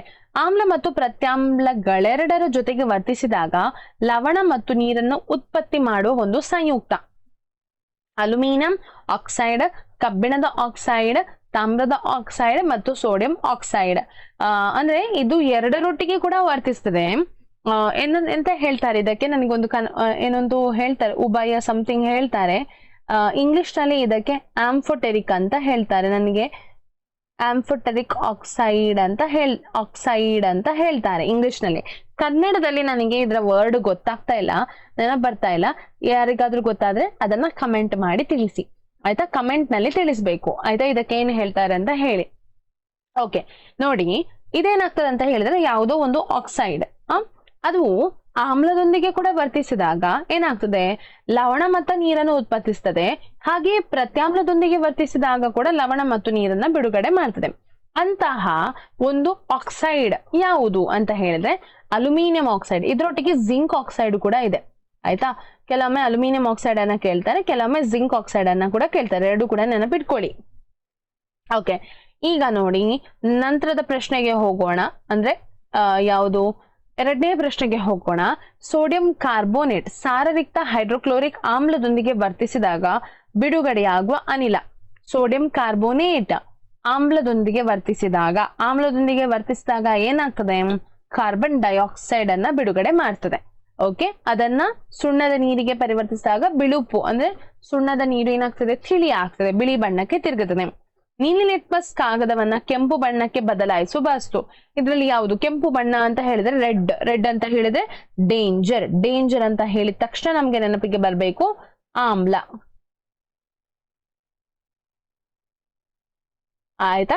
ಆಮ್ಲ ಅಂತ ಹೇಳಿ ನೆನಪಿಗೆ ಬರ್ಬೇಕು ನಮಗೆ. ಸೊ ಹಾಗಾಗಿ ಇದರಲ್ಲಿ ಆಮ್ಲ ಯಾವುದು, ಎಲ್ಲಿ ಉಂಟು ಆಮ್ಲ, ಕೊಟ್ಟಿರುವಂತಹ ಆಪ್ಷನ್ ಅಲ್ಲಿ ಆಮ್ಲ ಎಲ್ಲಿದೆ, ಒಂದು ಸುಣ್ಣದ ತಿಳಿ ನೀರು ಅಲ್ಲ, ಮತ್ತೆ ಶುದ್ಧ ನೀರು ಅಲ್ಲ. ಹಾಗಾದ್ರೆ ಸೋಡಿಯಂ ಹೈಡ್ರಾಕ್ಸೈಡ್ ಬಂದ ತಕ್ಷಣ ಅದೇನಾಗ್ತದೆ, ಪ್ರತ್ಯಾಮ್ಲ ಆಗ್ತದೆ. ಹಾಗಾದ್ರೆ ಜಠರ ರಸ ಇದು HCl ಅನ್ನ ಬಿಡುಗಡೆ HCl ಆಯ್ತಾ. ಜಠರದ ಏನಾಗಿದೆ, ಗ್ಯಾಸ್ಟ್ರಿಕ್ ಅನ್ನೋ ಒಂದು ಗ್ಲ್ಯಾಂಡ್ ಯಾವ್ದನ್ನ ಬಿಡುಗಡೆ ಮಾಡ್ತದೆ, HCl ಅನ್ನ ಬಿಡುಗಡೆ ಮಾಡ್ತದೆ. ಮತ್ತೆ ನೆಕ್ಸ್ಟ್ ನೋಡಿ 4, ತುರಿಕೆ ಗಿಡದ ಎಲೆಗಳ ಚುಚ್ಚುವ ಕೂದಲಿನಲ್ಲಿರುವ ಆಮ್ಲ ಮೆಥನೋಯಿಕ್ ಆಮ್ಲ. ನಿಮ್ಗೆ ಗೊತ್ತಿರ್ತದೆ, ಮೆಥನೋಯಿಕ್ ಆಮ್ಲ ಆಗಿದೆ. ಓಕೆ, ಈಗ ನೋಡಿ ನೆಕ್ಸ್ಟ್ ನಂತರ ಹೋಗೋ ಸೆಪ್ಟೆಂಬರ್ಗೆ, ಅಂದ್ರೆ ಅದೇ ವರ್ಷ ರಿಪೀಟರ್ಸ್ ನ ಎಕ್ಸಾಮ್ ಆಗಿತ್ತಲ್ವಾ, ಆ ರಿಪೀಟರ್ಸ್ ನ ಎಕ್ಸಾಮ್ ನಲ್ಲಿ ಕೇಳಿದಂತಹ ಪ್ರಶ್ನೆ ಆಯ್ತಾ. ಈ ಕೆಳಗಿನ ಕೋಷ್ಟಕಗಳನ್ನ ಗಮನಿಸಿ. ವಸ್ತುಗಳನ್ನ ಕೊಟ್ಟಿದ್ದಾರೆ PQRS ಅಂತ ಹೇಳಿ, ಅದರ ಮೌಲ್ಯಗಳನ್ನ pH ಮೌಲ್ಯಗಳನ್ನ ಕೊಟ್ಟಿದ್ದಾರೆ. ಈ ವಸ್ತುಗಳಲ್ಲಿ ಅತ್ಯಂತ ಕಡಿಮೆ ಹೈಡ್ರೋಜನ್ ಅಣುಗಳನ್ನ ಹೊಂದಿರುವುದಂತ ನಿಮ್ಗೆ ಗೊತ್ತಿದ ಹಾಗೆ ನಾನು ಆಗಾಗ್ಲೇ ಒಂದು ಮಾಡಿ ತೋರಿಸಿದೆ ನೋಡಿ, ನಿಮ್ಗೆ ನೆನಪುಂಟ. ಏನಾಗ್ತದೆ, ಕಡಿಮೆ ಹೈಡ್ರೋಜನ್ ಅಂತ ಹೇಳಿದ್ರೆ ತಟಸ್ಥ ಅಂದ್ರೆ ಪ್ರತ್ಯಾಮ್ಲದಲ್ಲಿ ಏನಾಗ್ತದೆ, ಇದು ಇಲ್ಲಿಂದ ಇಲ್ಲಿಗೆ ಹೋಗುವಾಗ ಆಮ್ಲದ ಕಡೆಗಿಂತ ಪ್ರತ್ಯಾಮ್ಲದ ಕಡೆಗೆ ಹೋಗುವಾಗ H+ ಅಯಾನ್ಗಳ ಸಂಖ್ಯೆ ಕಡಿಮೆ ಆಗ್ತಾ ಹೋಗ್ತದೆ ಆಯ್ತಾ. ಇದು 0, ಇದು 7, ಇದು 14. ಇದು ಆಮ್ಲದ ಸೈಡ್, ಇದು ಪ್ರತ್ಯಾಮ್ಲದ ಸೈಡ್ ಆಯ್ತಾ. ಇಲ್ಲಿಂದ ಇಲ್ಲಿಗೆ ಹೋಗುವಾಗ H+ ಅಯಾನ್ ಏನಾಗ್ತದೆ, ಕಡಿಮೆ ಆಗ್ತದೆ. ಇಲ್ಲಿಂದ ಇಲ್ಲಿಗೆ ಬರುವಾಗ H+ ಅಯಾನ್ ಏನಾಗ್ತದೆ, ಹೆಚ್ಚಾಗ್ತದೆ. ಹಾಗಾದ್ರೆ R ನಲ್ಲಿ ಇರುವಂತಹದ್ದು, R ನ ಮೌಲ್ಯ ಎಷ್ಟು, pH ಮೌಲ್ಯ ಎಷ್ಟು, 10. ಅದು ಪ್ರತ್ಯಾಮ್ಲ ಅಲ್ವಾ. R ಅನ್ನೋದು ಪ್ರತ್ಯಾಮ್ಲ ಆಗಿದೆ. ಅದ್ರಲ್ಲಿ ಏನಾಗ್ತದೆ, ಅತ್ಯಂತ ಕಡಿಮೆ ಪ್ರಮಾಣದ pH ಹೊಂದಿರ್ತದೆ ಉಳಿದಂದ್ರಲ್ಲಿ. ಆಯ್ತಾ, ಇದರಲ್ಲಿ ಕೊಟ್ಟಿರುವಂತಹ ಯಾವುದ್ರಲ್ಲಿ ವಸ್ತುಗಳಲ್ಲಿ. ನೆಕ್ಸ್ಟ್ ಎರಡನೇ ಪ್ರಶ್ನೆ, ಸೋಡಿಯಂ ಬೈಕಾರ್ಬೋನೇಟ್ ಸಾರರಿಕ್ತ ಹೈಡ್ರೋಕ್ಲೋರಿಕ್ ಆಮ್ಲದೊಂದಿಗೆ ವರ್ತಿಸಿದಾಗ ಬಿಡುಗಡೆಯಾಗುವ ಅನಿಲ ಆಗಷ್ಟೇ ಕೇಳಿದಲ್ವಾ ಕಾರ್ಬನ್ ಡೈಆಕ್ಸೈಡ್ ಆಗಿದೆ. ಕೆಂಪು ಲಿಟ್ಮಸ್ ಕಾಗದವನ್ನ ನೀಲಿ ಬಣ್ಣಕ್ಕೆ ಬದಲಾಯಿಸುವ ವಸ್ತು ಯಾವುದು? ನೋಡಿ, ಅಲ್ಲಿ ಕೆಂಪು ಬಣ್ಣಕ್ಕೆ ಬದಲಾಯಿಸುವುದು ಕೇಳಿದ್ದಾರೆ, ಇಲ್ಲಿ ನೀಲಿ ಬಣ್ಣಕ್ಕೆ ಕೇಳಿದ್ದಾರೆ. ಹಾಗಾದ್ರೆ ಸೋಡಿಯಂ ಕ್ಲೋರೈಡ್ ಅನ್ನೋದು ಇದು ಆಮ್ಲ, ಶುದ್ಧ ನೀರು ಇದು ತಟಸ್ಥ, ಅಸಿಟ್ರಿಕ್ ಆಮ್ಲ ಇದು ಕೂಡ ಆಮ್ಲ. ಇದೇನಾಗ್ತದೆ? ಕೆಂಪಾಗ್ತದೆ. ಆದ್ರೆ ನೀಲಿ ಆಗುವಂತಹದ್ದು ಸೋಡಿಯಂ ಹೈಡ್ರಾಕ್ಸೈಡ್. ಯಾಕೆ ಹೇಳಿದ್ರೆ ಅದು ಪ್ರತ್ಯಾಮ್ಲ ಆಗಿದೆ. ಮತ್ತೆ ಹಿಂದಿನ 2022ರಲ್ಲಿ ಕೇಳಬಹುದಾದ ಕೆಲವು ಪ್ರಶ್ನೆಗಳು ಮತ್ತೆ ಮಾದರಿ ಪ್ರಶ್ನೆ ಪತ್ರಿಕೆಯಲ್ಲಿದ್ದ ಪ್ರಶ್ನೆಗಳನ್ನ ಇಲ್ಲಿ ಕೊಟ್ಟಿದ್ದಾರೆ.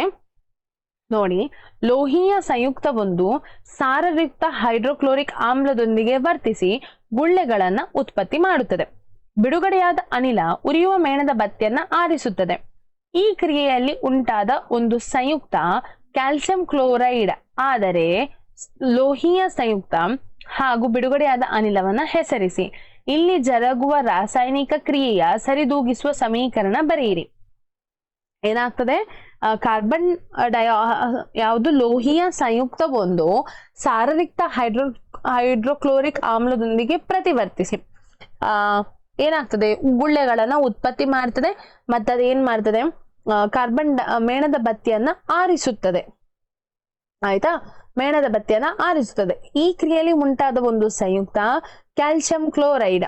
ಏನಾಗ್ತದೆ? ಕ್ಯಾಲ್ಸಿಯಂ ಕ್ಲೋರೈಡ್ ಆದರೆ ಲೋಹೀಯ ಸಂಯುಕ್ತ ಹಾಗೂ ಬಿಡುಗಡೆಯಾದ ಅನಿಲವನ್ನ ಹೆಸರಿಸಿ. ಕ್ಯಾಲ್ಸಿಯಂ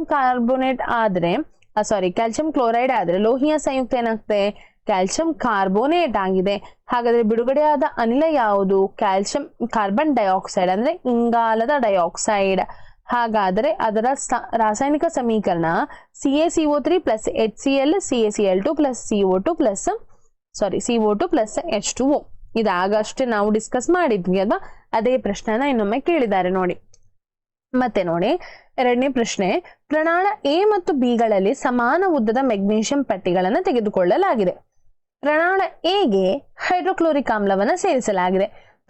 ಪ್ರಣಾಳ ಬಿಗೆ ಅಸಿಟಿಕ್ ಆಮ್ಲವನ್ನ ಸೇರಿಸಲಾಗಿದೆ. ತೆಗೆದುಕೊಂಡ ಎರಡೂ ಆಮ್ಲಗಳ ಪ್ರಮಾಣ ಮತ್ತು ಸಾರತೆ ಎರಡೂ ಕೂಡ ಒಂದೇ ಆಗಿದೆ. ಯಾವ ಪ್ರಣಾಳದಲ್ಲಿ ಅತಿ ಹೆಚ್ಚು ತೀವ್ರವಾಗಿ ಅನಿಲದ ಗುಳ್ಳೆಗಳು ಉಂಟಾಗುತ್ತದೆ? ಕಾರಣ ತಿಳಿಸಿ. ಎ ಅಂತ ಉತ್ತರ ಯಾವುದು? ಪ್ರಣಾಳ ಎ ಅಲ್ಲಿ ಹೆಚ್ಚು ಗುಳ್ಳೆಗಳು ಉಂಟಾಗ್ತದೆ. ಯಾಕೆ ಅಂತ ಹೇಳಿದ್ರೆ ಹೈಡ್ರೋಕ್ಲೋರಿಕ್ ಆಮ್ಲ ಒಂದು ಪ್ರಬಲ ಆಮ್ಲ ಆಗಿದೆ. ಹಾಗಾಗಿ ಇದು ತೀವ್ರವಾಗಿ ವರ್ತಿಸುತ್ತದೆ ಯಾವುದರೊಂದಿಗೆ? ಮೆಗ್ನೀಷಿಯಂ ಪಟ್ಟಿಯೊಂದಿಗೆ. ಆದರೆ ಅಸಿಟಿಕ್ ಆಮ್ಲ ಸ್ವಲ್ಪ ದುರ್ಬಲ ಆಮ್ಲ. ಹಾಗಾಗಿ ಏನಾಗ್ತದೆ? ಅದಷ್ಟು ಗುಳ್ಳೆಗಳನ್ನ ಉತ್ಪತ್ತಿ ಮಾಡುವುದಿಲ್ಲ. ಓಕೆ, ನೆಕ್ಸ್ಟ್ ಪ್ರಶ್ನೆಗೆ ಹೋಗೋಣ. ಮೂರನೇ ಪ್ರಶ್ನೆಗೆ ಹೋಗೋಣ. ನಿಮಗೆ 3 ಪ್ರಣಾಳಗಳನ್ನ ನೀಡಲಾಗಿದೆ. ಒಂದರಲ್ಲಿ ಬಟ್ಟಿ ಇಳಿಸಿದ ನೀರು, ಇನ್ನೆರಡರಲ್ಲಿ ಕ್ರಮವಾಗಿ ಆಮ್ಲೀಯ ಮತ್ತು ಪ್ರತ್ಯಾಮ್ಲೀಯ ದ್ರಾವಣಗಳಿವೆ. ನಿಮಗೆ ಕೇವಲ ಕೆಂಪು ಲಿಟ್ಮಸ್ ಕಾಗದವನ್ನ ಮಾತ್ರ ನೀಡಿದರೆ ಪ್ರಣಾಳದಲ್ಲಿನ ಪ್ರತಿಯೊಂದು ಮಾದರಿಯನ್ನ ಹೇಗೆ ಗುರುತಿಸ್ತೀರಿ? ನೋಡಿ, ಪ್ರಶ್ನೆಯನ್ನ ಅರ್ಥ ಮಾಡಿಕೊಳ್ಳಿ. 3 ಪ್ರಣಾಳಗಳು, 1, 2, 3. ಒಂದರಲ್ಲಿ ಏನಾಗಿದೆ? ನೀರು, ಬಟ್ಟಿ ಇಳಿಸಿದ ನೀರು. ಇನ್ನೊಂದರಲ್ಲಿ ಆಮ್ಲ, ಇನ್ನೊಂದರಲ್ಲಿ ಏನಾಗಿದೆ? ಪ್ರತ್ಯಾಮ್ಲ ಆಗಿದೆ. ಸೊ ನೀವೇನ್ ಮಾಡ್ಬೇಕು ಅಂತ ಹೇಳಿದ್ರೆ, ಮೊದಲಿಗೆ ಲಿಟ್ಮಸ್ ಕಾಗದವನ್ನ ಪ್ರತಿ ಪ್ರಣಾಳದಲ್ಲಿ ಅದ್ದಿದಾಗ ಅದು ನೀಲಿ ಬಣ್ಣಕ್ಕೆ ತಿರುಗಿದರೆ ಆ ಪ್ರಣಾಳದಲ್ಲಿ ಏನಾಗ್ತದೆ? ದ್ರಾವಣವು ಪ್ರತ್ಯಾಮ್ಲವಾಗಿದೆ ಅಂತ ಹೇಳಿ ಗೊತ್ತಾಗ್ತದೆ. ಎಲ್ಲದಕ್ಕೂ ಮುಳುಗಿಸ್ಬೇಕು. ನಿಮ್ಮ ಹತ್ರ ಇರೋದು ಕೇವಲ ಒಂದು ಕೆಂಪು ಲಿಟ್ಮಸ್ ಕಾಗದ ಮಾತ್ರ. 3ಕ್ಕೂ ಅದ್ಬೇಕು. ಆಗ ಒಂದರಲ್ಲಿ ಏನಾಗ್ತದೆ? ಪ್ರತ್ಯಾಮ್ಲ ಇರುವ ಕಾರಣ ನೀಲಿ ಬಣ್ಣಕ್ಕೆ ತಿರುಗುತ್ತದೆ. ಆಗ ನಿಮ್ಗೆ ಗೊತ್ತಾಗ್ತದೆ ಅದು ಪ್ರತ್ಯಾಮ್ಲ ಅಂತ ಹೇಳಿ. ಅದನ್ನ ತೆಗ್ದಿಡಿ. ಈಗ ಉಳಿದಂತದ್ದು 2 ಮಾತ್ರ. ಈ ನೀಲಿ ಬಣ್ಣಕ್ಕೆ ತಿರುಗಿದ ಲಿಟ್ಮಸ್ ಕಾಗದವನ್ನು ಪುನಃ ಅಂದ್ರೆ ಕಲರ್ ಚೇಂಜ್ ಆಗಿದೆಲ್ಲ, ಅದನ್ನೇ ಇನ್ನೆರಡು ಉಳಿದ ಪ್ರಮಾಣದಲ್ಲಿ ಅದಿದಾಗ ಇನ್ನೊಮ್ಮೆ ಕೆಂಪು ಬಣ್ಣಕ್ಕೆ ತಿರುಗಿದ್ರೆ ಅದೇನಾಗ್ತದೆ? ಆ ದ್ರಾವಣ ಆಮ್ಲ ಆಗ್ತದೆ. ಯಾವುದು ತಿರುಗದೇ ಇದ್ರೆ, ಬಣ್ಣನೇ ಬದಲಾಗಲಿಲ್ಲದಿದ್ರೆ ಅದು ನೀರು. ಓಕೆ, ಇದು ಅರ್ಥ ಆಯ್ತು ಅಂತ ತಿಳ್ಕೊಂಡಿದ್ದೀವಿ. ಇಂತಹ ಪ್ರಶ್ನೆಗಳು ಬರ್ತದೆ. ಅನ್ವಯಿಕ ಪ್ರಶ್ನೆಗಳಂತ ಹೇಳುದು. ಇದಕ್ಕೆ ಅನ್ವಯಿಕ ಪ್ರಶ್ನೆಗಳಂತ ಹೇಳಿದ್ರೆ ನಿಮಗೆ ಎಷ್ಟು ಕಾನ್ಸೆಪ್ಟ್ ಅರ್ಥ ಆಗಿದೆ ಅನ್ನೋದು. ಆಯ್ತಾ? ಅನ್ವಯಿಕ ಪ್ರಶ್ನೆಗಳು. ಓಕೆ, ನೆಕ್ಸ್ಟ್ 4ನೇ ಪ್ರಶ್ನೆ ನೋಡಿ. ಸೋಡಿಯಂ ಕಾರ್ಬೋನೇಟ್ ಸಾರಯುಕ್ತ ಹೈಡ್ರೋಕ್ಲೋರಿಕ್ ಆಮ್ಲದೊಂದಿಗೆ ವರ್ತಿಸಿದಾಗ ಬಿಡುಗಡೆಯಾಗುವ ಅನಿಲವನ್ನ ಸುಣ್ಣದ ತಿಳಿನೀರಿನ ಮೂಲಕ ಹಾಯಿಸಿದಾಗ ಬಿಳಿಯ ಪ್ರಕ್ಷೇಪ ಉಂಟಾಗುತ್ತದೆ. ಆದರೆ ಅದೇ ಅನಿಲವನ್ನು ಸುಣ್ಣದ ತಿಳಿನೀರಿನ ಮೂಲಕ ಅಧಿಕ ಪ್ರಮಾಣದಲ್ಲಿ ಹಾಯಿಸಿದಾಗ ಪ್ರಕ್ಷೇಪ ಕಾಣುವುದಿಲ್ಲ, ಏಕೆ? ಸೋಡಿಯಂ ಕಾರ್ಬೋನೇಟ್ ಸಾರಯುಕ್ತ ಹೈಡ್ರೋಕ್ಲೋರಿಕ್ ಆಮ್ಲದೊಂದಿಗೆ ವರ್ತಿಸಿದಾಗ ಬಿಡುಗಡೆಯಾಗುವ ಅನಿಲ ಕಾರ್ಬನ್ ಡೈಆಕ್ಸೈಡ್. ಈ ಅನಿಲವನ್ನ ಸುಣ್ಣದ ತಿಳಿನೀರಿನ ಮೂಲಕ ಹಾಯಿಸಿದಾಗ ಬಿಳಿಯ ಪ್ರಕ್ಷೇಪ ಉಂಟಾಗ್ತದೆ. ಅದು ಏನಾಗ್ತದೆ? ಕ್ಯಾಲ್ಸಿಯಂ ಕಾರ್ಬೋನೇಟ್ ಆಗ್ತದೆ. ಬಿಳಿಯ ಪ್ರಕ್ಷೇಪ ಯಾವುದು? Calcium carbonate. ಈ ಅನಿಲವನ್ನ ಸುಣ್ಣದ ತಿಳಿನೀರಿನ ಮೂಲಕ ಅಧಿಕ ಪ್ರಮಾಣದಲ್ಲಿ ಹಾಯಿಸಿದಾಗ ಪ್ರಕ್ಷೇಪ ಕಾಣುವುದಿಲ್ಲ, ಏಕೆಂದರೆ ಕ್ಯಾಲ್ಸಿಯಂ ಕಾರ್ಬೋನೇಟ್ ನೀರಿನಲ್ಲಿ ವಿಲೀನಗೊಳ್ಳುವ ಕ್ಯಾಲ್ಸಿಯಂ ಬೈಕಾರ್ಬೋನೇಟ್ ಆಗಿ ಏನಾಗ್ತದೆ? ನೀರಿನಲ್ಲಿ ವಿಲೀನ ಆಗ್ತಾ ಹೋಗ್ತದೆ, ಅದು ಬೈಕಾರ್ಬೋನೇಟ್ ಆಗ್ತಾ ಹೋಗ್ತದೆ. ಓಕೆ, ಮುಂದಕ್ಕೆ ಹೋಗೋಣ. ಒಬ್ಬ ಹಾಲು ಮಾರುವವನು, ಇದು ಪ್ರಶ್ನೆ ಕೂಡ ಬಂದಿತ್ತು, ಹಾಲು ಮಾರುವವನು ತಾಜಾ ಹಾಲಿಗೆ ಅತ್ಯಲ್ಪ ಪ್ರಮಾಣದ ಅಡುಗೆ ಸೋಡಾ ಸೇರಿಸುತ್ತಾನೆ. ಮೊದಲ ಪ್ರಶ್ನೆ, ಅವನು ತಾಜಾ ಹಾಲಿನ ಪಿಎಚ್ ಅನ್ನು 6ರಿಂದ ಸ್ವಲ್ಪ ಕ್ಷಾರೀಯತೆಯ ಕಡೆಗೆ ಏಕೆ ಬದಲಾಯಿಸುತ್ತಾನೆ? ಈ ಹಾಲು ಮೊಸರಾಗಲು ಹೆಚ್ಚು ಸಮಯವನ್ನು ತೆಗೆದುಕೊಳ್ಳುವುದೇಕೆ? ಹಾಲಿನಲ್ಲಿ ಏನಾಗ್ತದೆ ಅಂತ ಹೇಳಿದ್ರೆ ಸ್ವಲ್ಪ ಲ್ಯಾಕ್ಟಿಕ್ ಆಮ್ಲ ಇರ್ತದೆ. ಲ್ಯಾಕ್ಟಿಕ್ ಆಮ್ಲ ಅನ್ನೋದು ಇರ್ತದೆ. ಹಾಲು ಸ್ವಲ್ಪ ಅಸಿಡಿಕ್ ಆಗಿರ್ತದೆ, ಅಂದ್ರೆ ಆಮ್ಲೀಯ ಗುಣವನ್ನ ಹೊಂದಿದೆ, ಆಯ್ತಾ? ಅದಕ್ಕೆ ಸ್ವಲ್ಪ ಪ್ರಮಾಣದಲ್ಲಿ ಅಡುಗೆ ಸೋಡಾ ಯಾಕೆ ಹಾಕ್ತಾನೆ ಅಂತ ಹೇಳಿದ್ರೆ ಅವನು ಅದನ್ನ ಪ್ರತ್ಯಾಮ್ಲವಾಗಿ ಏನ್ ಮಾಡ್ತಾನೆ? ಸ್ವಲ್ಪ ಪ್ರಮಾಣದಲ್ಲಿ ಅದನ್ನ ಪ್ರತ್ಯಾಮ್ಲವಾಗಿ ಪರಿವರ್ತಿಸ್ತಾನೆ. ಯಾಕೆ ಹೇಳಿದ್ರೆ ಬೇಗ ಹಾಲೇನಾಗ್ಬಾರ್ದು? ಹಾಳಾಗ್ಬಾರ್ದು ಅನ್ನೋ ಕಾರಣಕ್ಕೆ, ಆಯ್ತಾ? ಹಾಲು ಬೇಗ ಹಾಳಾಗ್ಬಾರ್ದು ಅನ್ನೋ ಕಾರಣಕ್ಕೆ ಅವನ್ ಏನ್ ಮಾಡ್ತಾನೆ? ಸ್ವಲ್ಪ ಸೋಡಾ ಪೌಡರ್ ಅನ್ನು ಹಾಕ್ತಾನೆ. ಯಾಕೆ ಅಂತ ಹೇಳಿದ್ರೆ ಹಾಲು ಬೇಗ ಮೊಸರಾಗುವುದನ್ನ ತಡೆಯಲು. ಇದರಿಂದ ಏನಾಗುವುದಿಲ್ಲ? ಹಾಲು ಬೇಗ ಮೊಸರಾಗಿ ಪರಿವರ್ತನೆ ಆಗುವುದಿಲ್ಲ.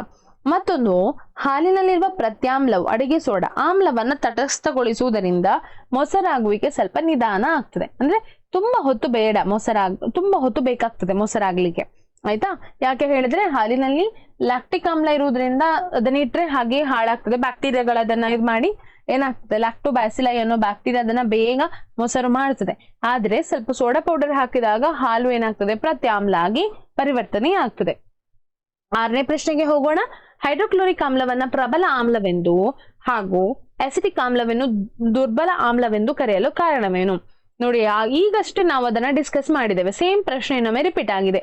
ಹೈಡ್ರೋಕ್ಲೋರಿಕ್ ಆಮ್ಲವು ನೀರಿನಲ್ಲಿ ಸಂಪೂರ್ಣವಾಗಿ ವಿಯೋಜನೆಗೊಳ್ಳುವುದರಿಂದ ಡಿಸೋಸಿಯೇಷನ್ ಅಂತ ಹೇಳ್ತಾರೆ ಇಂಗ್ಲಿಷ್ ನಲ್ಲಿ. ಇದನ್ನ ಡಿಸೋಸಿಯೇಷನ್ ಅಂತ ಹೇಳಿದ್ರೆ ಒಂದು ಆಮ್ಲವನ್ನ HCl ಅನ್ನ ನೀವು ನೀರಿಗೆ ಹಾಕಿದಾಗ ಅದು ಏನಾಗ್ತದೆ ಅಂತ ಹೇಳಿದ್ರೆ H+ ಅಯಾನುಗಳನ್ನ ಬಿಡುಗಡೆ ಮಾಡ್ತದೆ.